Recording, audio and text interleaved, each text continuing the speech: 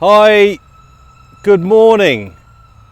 Today I'm going to talk about the one thing that 22 million lawns in the UK need today, if that's possible. Lawn aeration. My name's Phil Argent from the All Gardening Lawn Service. If you're interested in anything to do with lawn care, lawn tips, the UK, green stuff, or if you've got a lawn anywhere in the world, hit subscribe and keep updated as I share my tips. So here's the thing, lawn aeration. You know, the funny thing about it is there are hundreds and thousands of lawn care companies in the world. In the UK, there's a good couple of dozen, plus the freelancers. And what they all do, or what most of them do, is they disperse chemicals over the lawn ahead of actually doing the most important task that you can do, which is lawn aeration.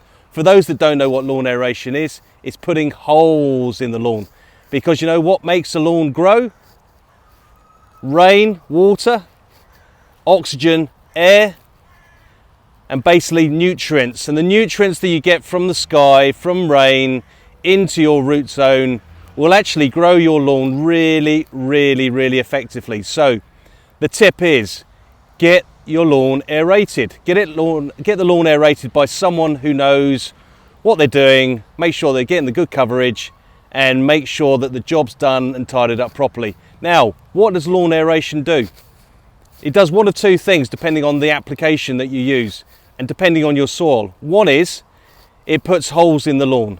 Now, you can have that done by spiking, which is basically rather temporary in my point of view, because spiked holes close up fairly quickly, but spiking is actually pretty uninvasive, i.e. it doesn't bring out loads of little cores of soil that you have to tidy up.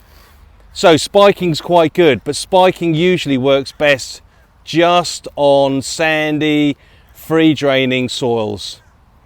Now, what's better is if you actually go for lawn aeration using a hollow tine, i.e. something that pulls little plugs out, looks like little turds of soil. Now, the thing about that is, really good for compacted soil, really good for overused areas, really good for if you've just had a marquee up, really good for any type of formal grounds, fine lawns, anything like that. It's just a really good thing to do.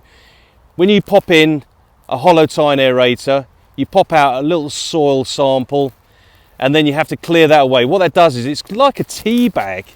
It basically turns the lawn into a tea bag, lets all the nutrients from the sky, all the oxygen, all the air, lets it start to move around the root zone. And once it's in the root zone, moving it all around, it decompacts itself, the microorganisms loosen up the soil, and all of a sudden, hey presto, the grass starts to grow properly. Now, it starts to grow properly because when you hollow tine, what you're not doing is making the grass green.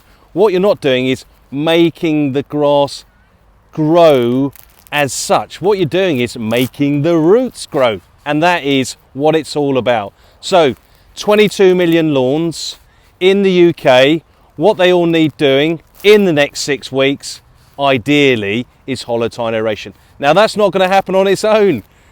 And you can help me find people that would love to have their lawn aerated. If you need any more tips on lawn aeration, how it works, what to do, and what results you can get, you can always check over on my website, allgardeninglawnservice.co.uk. Subscribe to this channel, keep updated on everything to do with lawn care, and I'll try and share what I learn, what I see, and how the season goes. Anyway, take care. Thanks for listening. Hope you subscribe, and I'll catch you next time.